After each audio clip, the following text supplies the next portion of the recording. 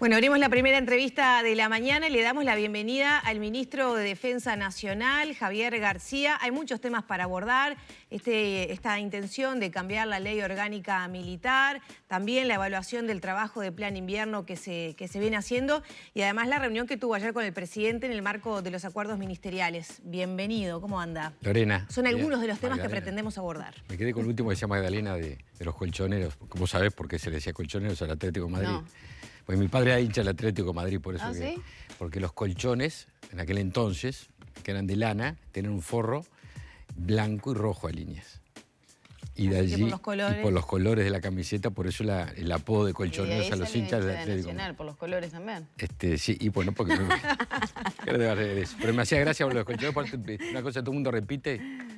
Bueno, nos ponemos serios. García, ayer se reunió con el presidente, estuvo en la mesa de conversación, estas filtraciones del plan de inteligencia estratégica del Estado, tema que ayer también fue objeto de trabajo de Fiscalía. A ver, bueno, no charlamos ayer el tema, un tema que ya está en la órbita de la justicia. Yo creo que es un tema muy grave, ¿no? Porque habla primero de la seriedad y la responsabilidad que tiene que tener un dirigente político, porque yo pienso que esto surgió de un dirigente político. Sería muy... ¿Se apunta solo al Parlamento cuando había otras ayer personas García, que también tenían acceso a ese documento? García dijo claramente que él tiene, digamos, está hoy en los medios, ¿no? Identificado que ese documento es el que salió del Parlamento, fue entregado en el Parlamento. Yo no creo, no pienso en un funcionario, sería una cosa... Es que no estaban en la reunión. Por eso, además, pero pues, a veces en el Parlamento siempre alguno dice, bueno, no, esto es un tema de dirigente político. Y me parece que habla de la irresponsabilidad absoluta, la falta de seriedad y de la cuenta chica, de algo que deshonra la actividad política, porque una persona esté en el gobierno o en la oposición tiene que tener un sentido de Estado. En el periodo pasado hubo también decretos reservados. En el periodo pasado hubo 2 decretos reservados. Uno sobre lucha contra el terrorismo y otro de preservación de las infraestructuras críticas. ¿Alguna vez tuvo difusión?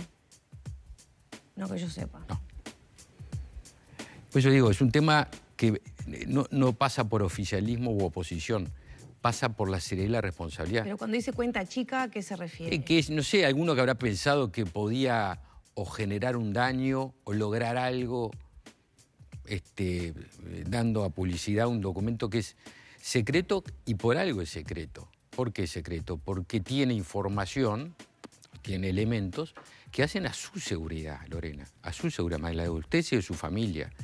Entonces, me parece que exponer un plan de inteligencia afecta a la seguridad de personas, afecta a la seguridad de instituciones, afecta a la seguridad del país. Por eso yo dije que era un elemento que hablaba de una traición con el país, porque lo que se traiciona es al país.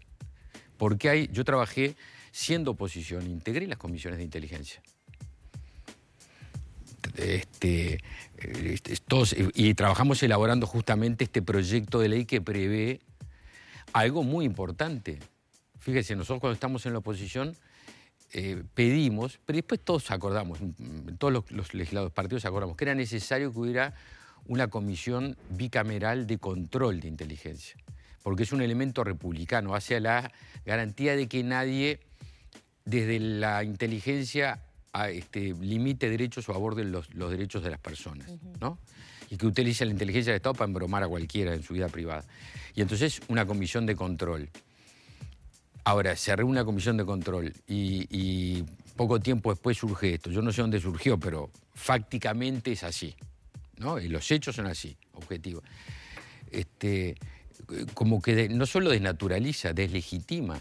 Y es muy complejo porque justamente no puede legitimarse algo que está hecho para preservar los derechos humanos, la seguridad del Estado. ¿Esto provoca repensar ese programa de inteligencia? ¿O se puede, más allá de la filtración, poder aplicar este programa de inteligencia? Lo que pasa es que usted los planes de inteligencia no es como si usted fabricara vasos. Si hoy fabricó un vaso así translúcido y dice, bueno, este no me sirvió, te voy a fabricar uno color verde, rojo, amarillo. Uno razona los criterios de inteligencia y son estos. Por eso que se requiere realizar. No es descarto y te traigo otro. Entonces no será inteligencia porque los escenarios no cambian. no cambian de un día para otro. ¿Hace cuánto se estaba trabajando en este programa? Esto lo condujo justamente la Secretaría de Inteligencia Estratégica con una mesa de inteligencia que integran los ministerios que tienen algún tipo de, digamos, de manejo de información, interior, defensa, creo que economía está, el Banco Central, que es el tema del lavado de activos y todo eso, ¿no? Y así debía funcionar, porque no importa, vuelvo a reiterar, no importa quién está en el gobierno, lo que importa es la seguridad de nosotros, del país. Ayer Jorge Díaz, tras su comparecencia... Perdón, no escuché primero. Ayer Jorge Díaz, el doctor Jorge Díaz, tras ir a Fiscalía como abogado defensor, decía que lo que se divulgó del documento no pone en riesgo de ninguna manera la seguridad nacional porque, entre otras cosas, no había nada tan puntual y de alguna manera se desliza ahí una crítica que el plan era un poco vago, ¿no? Como para hacer... no sé qué elementos maneja Díaz para afirmar eso. ¿Y la documentación que se publicó en redes sociales? No sé. Bueno, pero... y si no había nombres, no había... no sé qué acceso tuvo él al documento, la verdad, no tengo ni idea. Pero es una afirmación bastante particular, diría yo. Porque si un plan de inteligencia, un abogado dice esto, y ¿de dónde saca que es así? ¿Quién se lo dijo? Yo tengo una opinión exactamente contraria. Es más, se ve que el juez... o mejor dicho, el fiscal actuante tiene otra, porque por algo citó. Está bien que el doctor Díaz cumpla su labor de abogado privado, pero se ve que el fiscal público tiene otra opinión. Por algo hay una causa. Por algo hay una causa y está yendo un senador de la República hoy, mañana 4 legisladores más, y así todos los... Se ve que la opinión del fiscal actuante es bien diferente a la del abogado defensor, que es un abogado privado. Así que, con todo el respeto, yo tengo respeto, pero la opinión del doctor Díaz es su opinión. Bastante particular, me parece que está más en juego, no es el término, más en consonancia con su papel de defensor privado que con una visión del Estado de la seguridad. Me imagino que esa visión, si uno estuviera en un papel de Estado de responsabilidad, ¿No fue responsable el periodista en publicar esa? No, yo no me meto en el tema de... A mí lo que me interesa es el hecho de que algo que debió ser secreto, hubo una persona que... por la circunstancia que sea, hizo público poniendo a riesgo seguridad de personas, de instituciones y del país. Es un acto, como yo dije, de traición con el país. Y no puede estar la seguridad del país en manos de un irresponsable y de alguien que traicionó. ¿Quién traicionó? ¿Un legislador o legisladora? ¿O quién publicó el...? Está actuando... No, la persona que decidió... Entregar eso al periodista. ¿Piensa que vienes de filas de la oposición? No hago acusaciones. Hay un fiscal actuante, ¿no? García, siendo un poco más allá de este hecho puntual... Y aparte le agrego, sea quien sea, corresponde lo mismo. Es decir, esto no pasa, lo dije al principio 2 veces, esta es la tercera que lo digo. Esto no pasa por oficialismo o oposición. El que lo haya hecho traicionó al país y puso en riesgo personas, instituciones y a la sociedad. ¿Las Fuerzas Armadas estaban al tanto de ese documento? ¿Contaban con el documento? En la mesa coordinadora de inteligencia usted sabe que el Ministerio de Defensa tiene una dirección de inteligencia estratégica, que es una inteligencia, como lo dice el término, estratégica, abierta, no es una inteligencia operacional. La ley no permite inteligencia operacional. Es análisis estratégico, es una norma que viene, una institución que viene hace muchos años, que fue cambiando de tipo de actuación y de marco legal en el transcurso de ¿Pero contaba con el documento físico? No. Este que salió, como dijo García ayer, el que salió, como dijo el doctor García ayer, a él le consta por algo que él sabrá de que salió del Parlamento. Punto. O sea que se entregaron repartidos diferentes.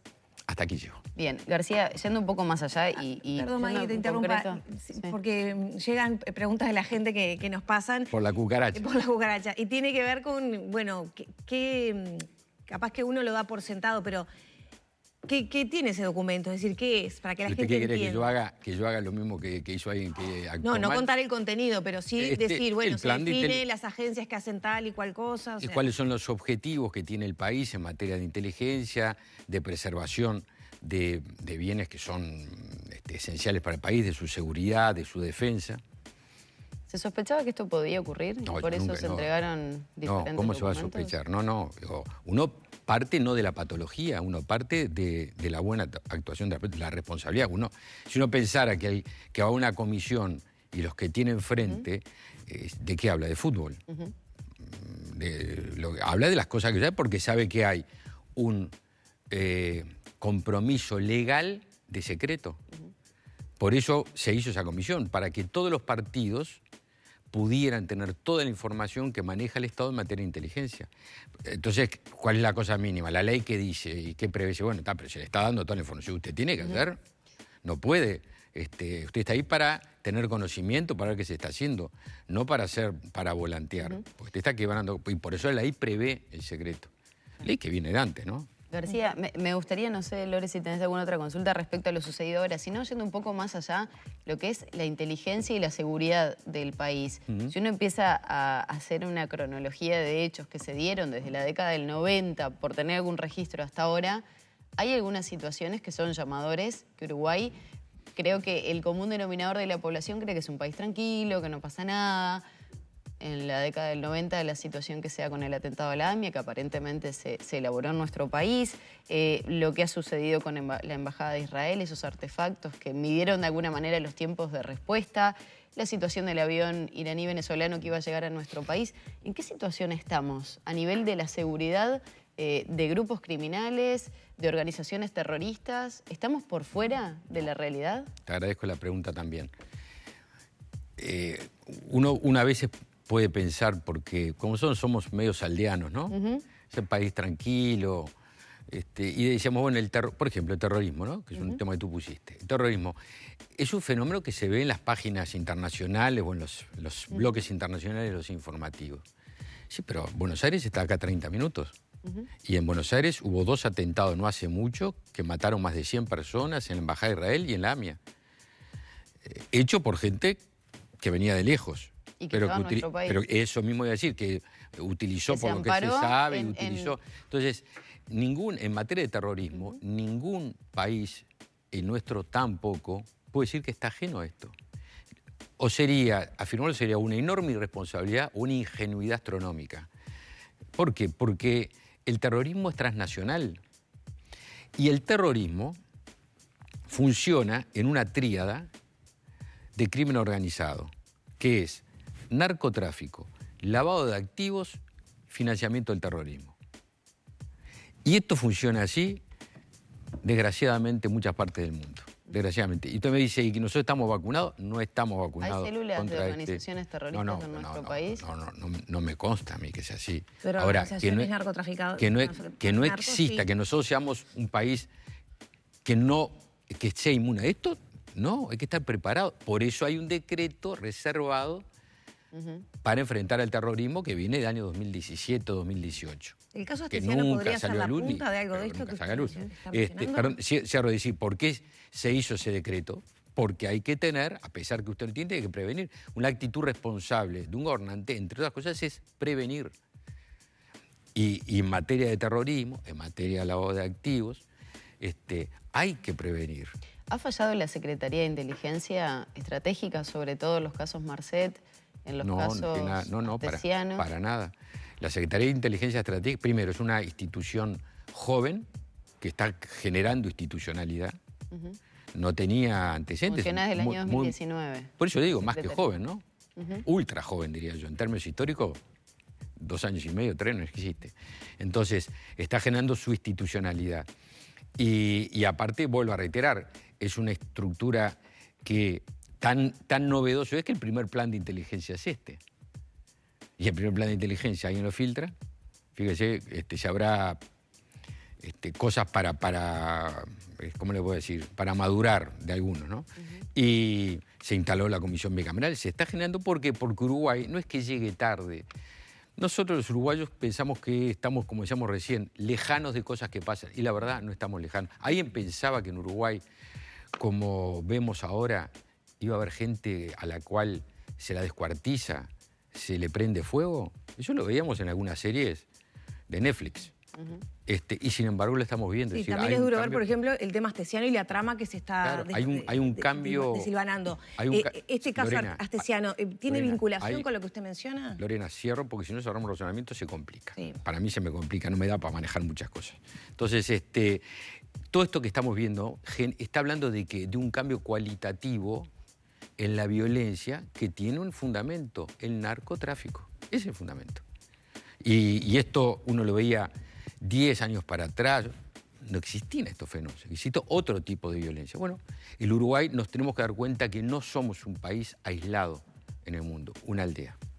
Ahora Le preguntaba por el caso Astesiano y si de alguna manera podría ser un cordón de esa madeja que usted menciona, ¿no? Pasaportes no sé, que se da a extranjeros sin saber bien por qué, para qué utilizar, y que pone a Uruguay, digamos, en la mira de algunos países que ya estos pasaportes no son de bajo nivel de riesgo, digamos. Lo que desea ir lo sabrá la justicia, yo no tengo ningún elemento.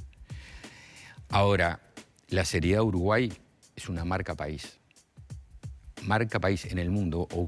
¿Usted piensa que tanta gente está viniendo a Uruguay a instalar inversiones, a radicarse porque es un país no serio? No, porque es un país muy serio, por eso vienen. ¿O cree que la gente es tonta en el mundo? Que mira Uruguay y viene justamente porque se hacen cosas a mano, viene porque se hacen las cosas bien.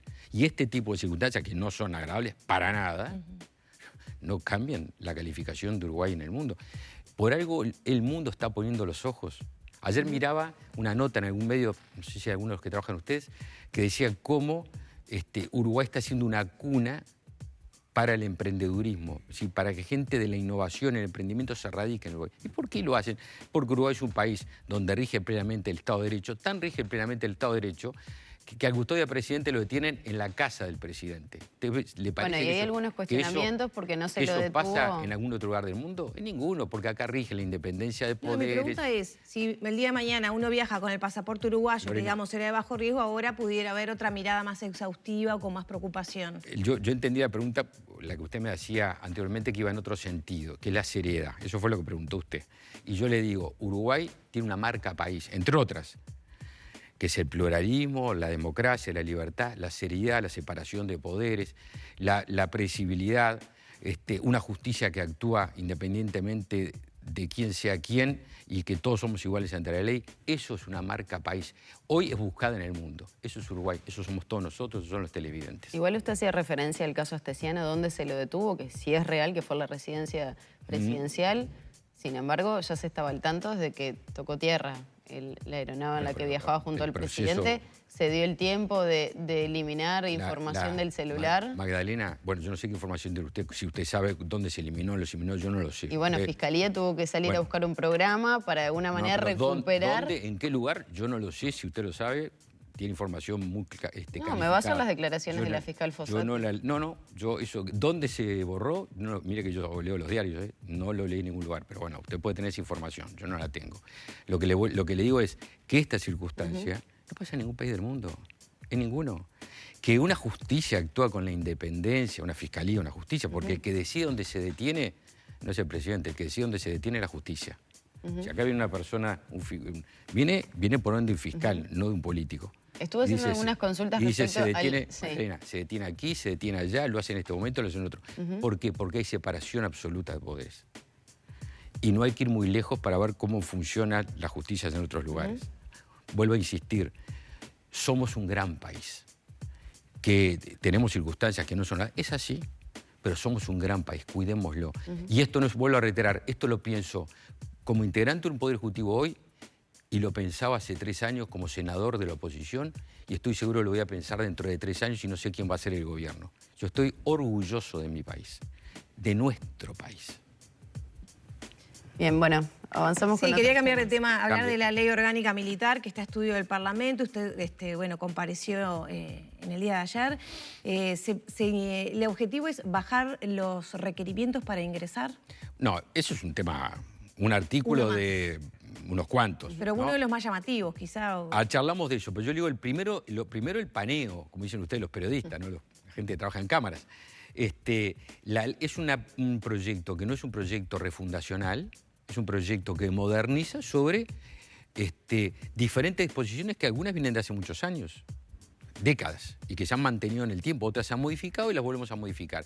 ¿Y por qué no puede ser refundacional? Porque las Fuerzas Armadas son bicentenarias, son igual que la Nación, tienen el mismo nacimiento que la Nación nació con las Fuerzas Armadas. Wilson Ferreira decía, nuestra historia es la historia de la patria en armas. De Artigas a aquí existen nuestras Fuerzas Armadas y por lo tanto nada puede empezar a pensar, sería un error pensar que uno va a refundar. ¿Qué hace? Moderniza, adecua, etcétera. Adecua. Y entonces, eso es lo primero, fortalecemos el Estado Mayor de la Defensa, porque hay 3 fuerzas, pero son las fuerzas nacionales de la nación, y por lo tanto, fuerzas armadas de la nación, y por lo tanto tiene que tener una acción coordinada, tiene que haber una visión de compras unificada, logística, comunicaciones, armamento, etc. Hay una visión moderna. Hay que haber una coordinación en los institutos de formación, entre otros. Incluimos alguna modificación en las jerarquías de los grados, una serie de circunstancias. Y ahora voy a lo que tú decías, Lorena. Y también incluimos algunas modificaciones en materia de las condiciones de ingreso. ¿Por qué? Porque, voy a decir una frase que ustedes la conocen bien, no hay ninguna novedad, no queremos dar a nadie por perdido. Y si hay una persona que hoy, en el siglo XXI, tiene solo primaria, la verdad que tiene, ya no digo una formación básica, digo menos que básica, hoy en la revolución de las comunicaciones. Ahora, ¿cuál es la invitación que le hace el país? Si usted le cierra todas las puertas. Entonces nosotros no vamos a cerrar las puertas. Nosotros le decimos, mire, si usted quiere ingresar a una institución con primaria, una institución que genera hábitos de trabajo, disciplinas, valores, que le enseñe oficios, que usted de repente termina aprendiendo de mecánica o de tornería o de pintura o de cocina o de lo que fuera, y eso a usted lo hace crecer en la vida y le hace tener posibilidades, nosotros le abrimos las puertas.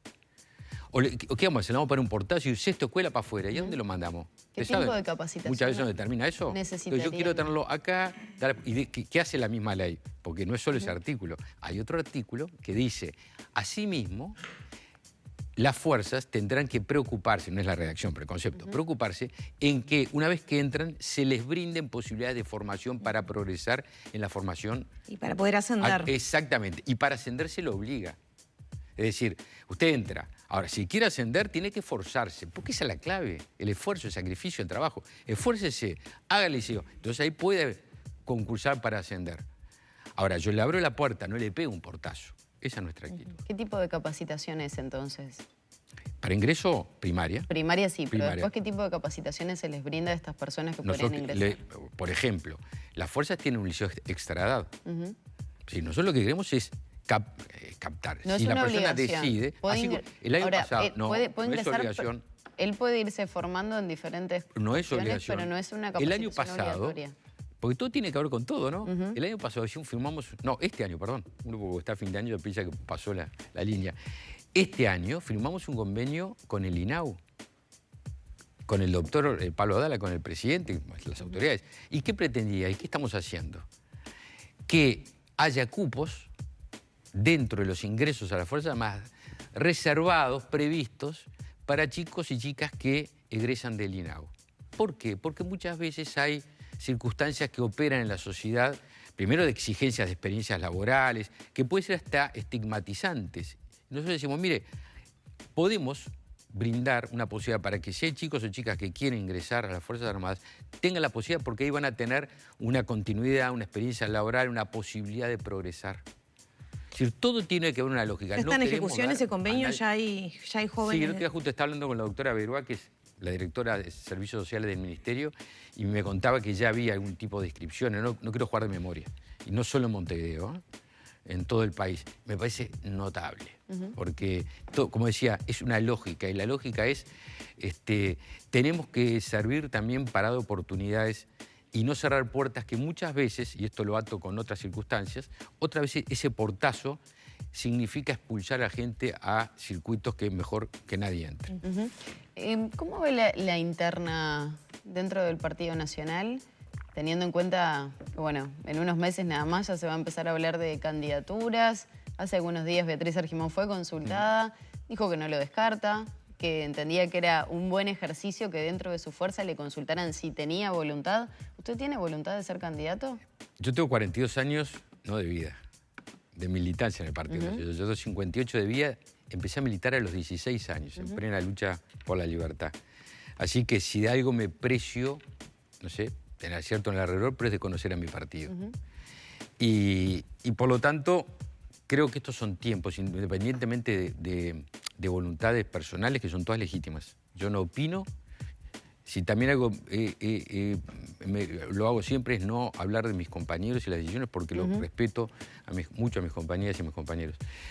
Pero creo que estamos en un momento muy particular que en el Partido Nacional ha pasado poco, que es el gobierno.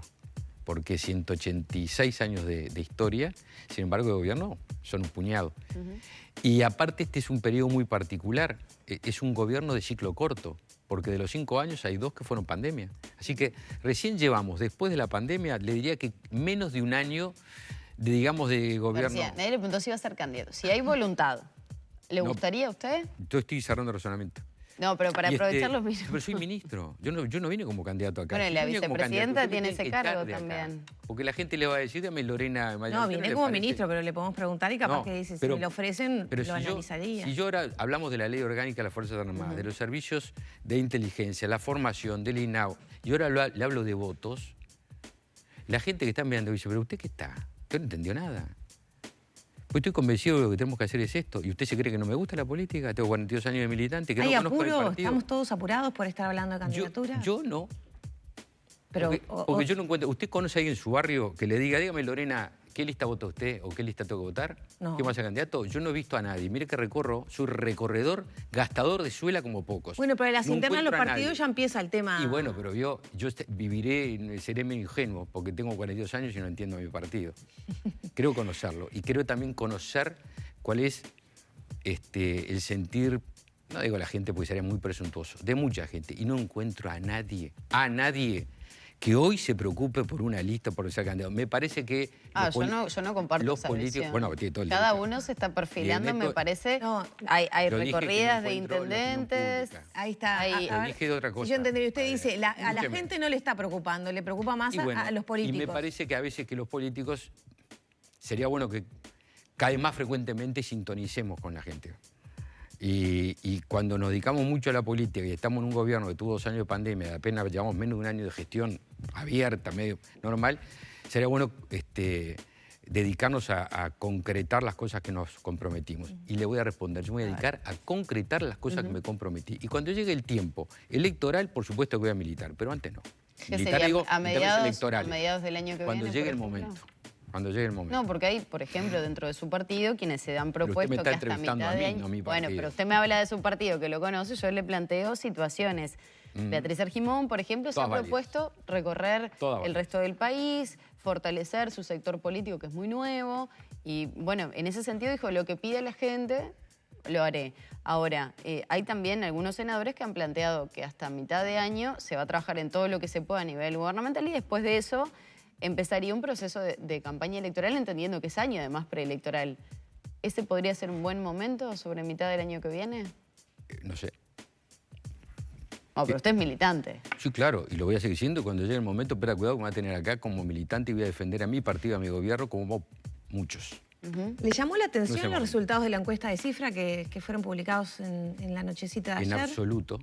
Estaba leyendo el análisis de Mariana Pomies ayer. No lo vi en directo, lo vi después en las redes. Y Mariana decía, hizo una cosa muy gráfica. Mostraba el resultado de ayer, mostraba el mismo resultado en el periodo 2010-2015, 2015 como 20. Dijo, todos diferentes. Y dijo, no tiene nada que ver. Si el que crea que esto es predictor se equivoca, porque dieron exactamente al revés y ganó uno, y dieron de otra forma y ganó el otro. Hay un 18% de indecisos, además. Lorena, pero ya que... fíjate qué bueno, qué interesante es esto. Ya que nombraste la encuesta ayer, ¿cómo empezó ayer la encuesta, el análisis Mariana Pomies? Dijo, había terminado una entrevista que me habían hecho a mí, en Canal 12. Y yo había contestado exactamente lo mismo que le contesté a Magdalena, exactamente, y a Lorena. Lo vi. Y dijo Mariana Pomies, acabo de escuchar al ministro, que era yo, la gente piensa como él. Es verdad, la gente no está en esto que hizo. Lo que acaba de decir el ministro, dijo palabras, es así. La gente no está en la política, por eso que esto no tiene ningún elemento predictor, porque de otra cosa estamos preguntando una cosa que no existe. Estamos preguntando si el domingo hubiera elecciones.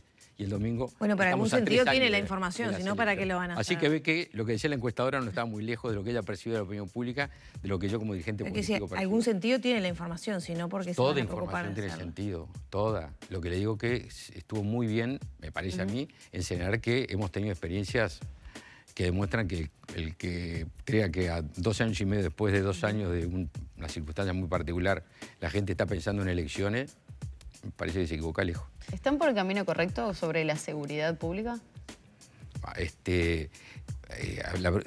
Camino correcto es decir, si están haciendo las cosas bien, sí, sin duda ninguna. Yo creo que hay, y me alegro volver a los temas de gestión, que hay una actitud que adoptó el gobierno y que se ratificó legalmente, no solo legalmente, sino plebiscitariamente en el referéndum de la LUC, que da un respaldo institucional y político a la policía como no se tenía. Y que hoy la policía actúa con un respaldo institucional que no tenía. Y eso me parece que es capital para llevar adelante este tipo de políticas frente al crimen organizado y frente a organizaciones criminales que son muy poderosas. Y esto es una cosa que se llevó adelante por este gobierno, pero que después ratificó la ciudadanía. Que siempre hay cosas para avanzar, para mejorar, para hacer, sin duda ninguna. Pero ya que hablamos de encuestas, usted ve que las opiniones de la gente son bien diferentes a las que había no hace mucho tiempo atrás. Que se pueden mejorar, sin duda ninguna. Pero me parece que hay otra actitud y otra política. Muchas gracias, García. Lorena, Magdalena, un placer estar con ustedes. Y el otro día no le contó que el papel que jugó el domingo en la construcción del Parque No Central. solo me lo contó, sino que la vi. Es hincha de Liverpool, pero digo, Pero apoyo siempre a mis amistades. ¿Fue al parque? No, el domingo no. Lo vio por la televisión. Sí. Muy bien. Muchas gracias. A ustedes. Gracias. Cerramos por aquí la entrevista con el ministro de Defensa Nacional y hacemos una nueva pausa. Enseguida volvemos con más Arriba Gente.